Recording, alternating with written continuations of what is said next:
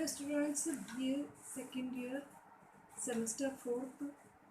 आज हम व्यक्तित्व शिक्षा मनोविज्ञान के अंतर्गत व्यक्तित्व टॉपिक को लेंगे कि व्यक्तित्व क्या होता है, इसके अर्थ और परिभाषाओं के बारे में आज हम जानेंगे कि व्यक्तित्व क्या है। व्यक्तित्व संपूर्ण व्यवहार का दर्पण होता है। जो हम बिहेवियर करते हैं घर पर, स्कूल, विद्यालय में, बाहर समाज के अंतर्गत, कहीं पर भी, किसी जगह पर भी जो हमारा पूरे टाइम का बिहेवियर होता है, उसी का दर्पण जो है व्यक्तित्व होता है। साधारणतः व्यक्तित्व का अर्थ व्यक्ति के बाह्य रूप, रंग और शारीरिक गठन से लगाया जाता है कि कोई लंबा है, कोई काला है, कोई गोरा है, कोई छोटा है, कोई नाटा है, कुछ बहुत लंबे हैं, कुछ बहुत छोटे हैं। ठीक है, ऐसे ही हम बाह्य रूप में यही हम देखते हैं और हम कह देते हैं कि फला व्यक्ति लंबा है, फला व्यक्ति काला है, छोटा है। इसी तरह से हम व्यक्तित्व, अगर हम किसी व्यक्ति को नहीं जानते हैं तो हम बाह्य रूप, रंग को ही देख करके उसकी पहचान करते हैं।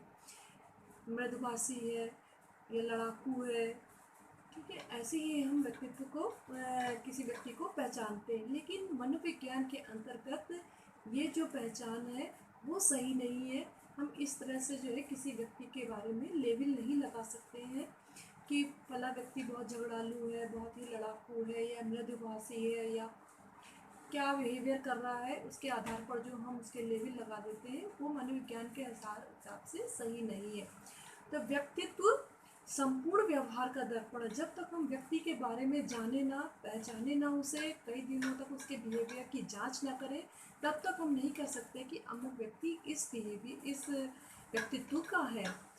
तो व्यक्तित्व व्यक्ति का व्यवहार का समग्र गुण है। व्यक्तित्व के व्यवहार का यानी जो वह व्यवहार कर रहा है, हर जगह पर कर रहा है, किस समय, किसी समय, कहीं पर भी जो भी बिहेवियर करता है वही उसका जो है वो व्यक्तित्व होता है। किसी एक दिन को देख करके, 2 दिन को देख करके हम नहीं कह सकते कि फला व्यक्ति बहुत अच्छा है या फला व्यक्ति जो है बहुत ही ज़्यादा खराब है।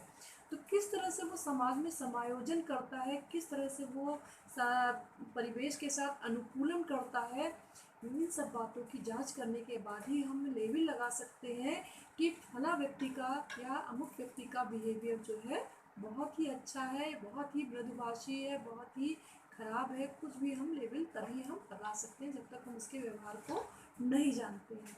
तो व्यक्तित्व का हम शाब्दिक अर्थ देख लेते हैं। व्यक्तित्व को इंग्लिश में पर्सनैलिटी कहते हैं और यह लैटिन भाषा के पर्सोना शब्द से बना हुआ है।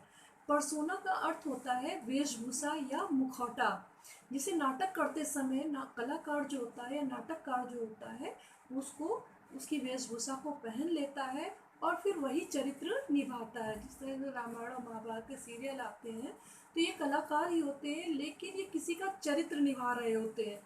तो ये मुखौटा कुछ समय के लिए होता है, बाद में ये इस समय का पर्सनालिटी इनकी अलग हो जाती है और बाद की पर्सनालिटी इन कलाकारों की अलग हो जाती है।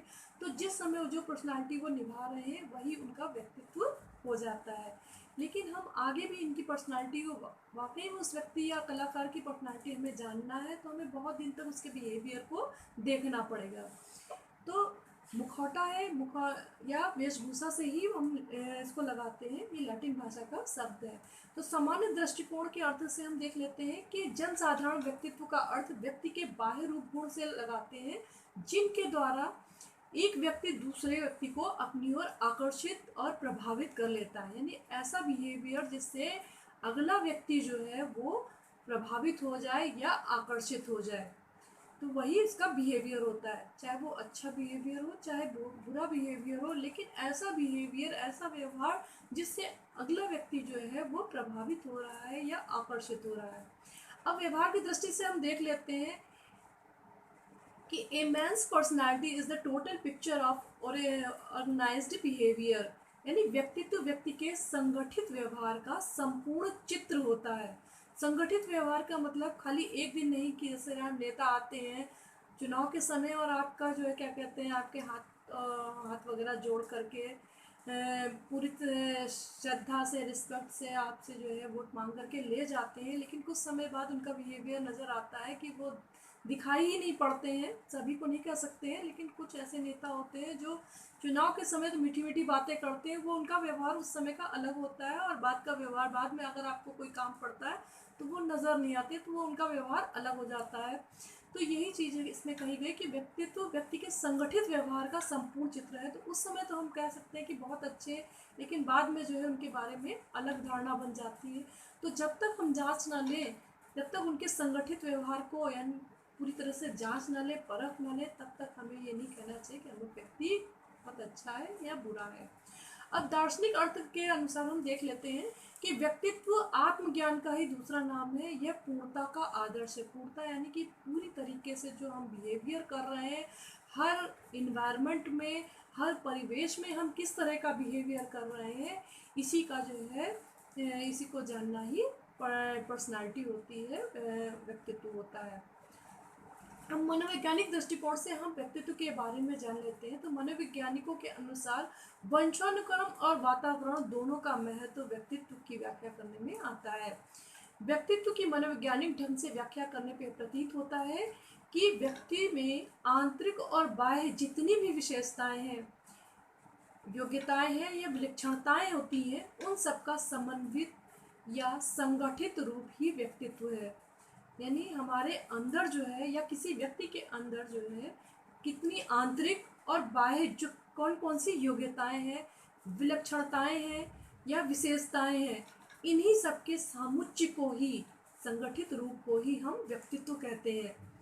तो जो भी हमारे अंदर, खाली हम बाहर से ही बहुत गोरे हैं, बहुत ज़्यादा लंबे हैं, बहुत अच्छा जो एक सुंदरता की बात होती है, तो उसके बारे में हम कहते हैं, लेकिन हमारी जो सोच है, हमारे जो आचार विचार हैं, जो हमारा बिहेवियर है, जो हम अपने अंदर से जो हम बिहेवियर कर रहे हैं, सोचते हैं किसी के बारे में, ये सब चीज़ें भी जो है इसमें शामिल होती, तभी हम किसी व्यक्ति को अच्छा कह सकते हैं। तो इन सभी चीज़ों को, जो हमारे गुण हैं, जो हमारी विशेषताएं, योग्यताएं, विलक्षणताएं, इन सबको भी हम जांचें और साथ में बाह्य रूप रंग को भी जांच करके तब हम कह सकते हैं कि अमुक व्यक्ति का व्यवहार या अमुक व्यक्ति बहुत ही ज़्यादा उसकी पर्सनालिटी अच्छी है या खराब है। तो हमारी बहुत सारी आंतरिक क्षमताएं भी होती हैं, जैसे हमारी कुशलता हो गई, हमारी आदतें हो गई, रुचि हो गई, हमारा दृष्टिकोण मेन होता है इसमें, हमारा चरित्र कैसा है, इन सब बातों को भी हमें जांचना होगा, तभी हम किसी व्यक्ति के बारे में लेबल लगा सकते हैं कि अमुक व्यक्ति अच्छा है या बुरा है। इसमें परिभाषा है आलपोर्ट की।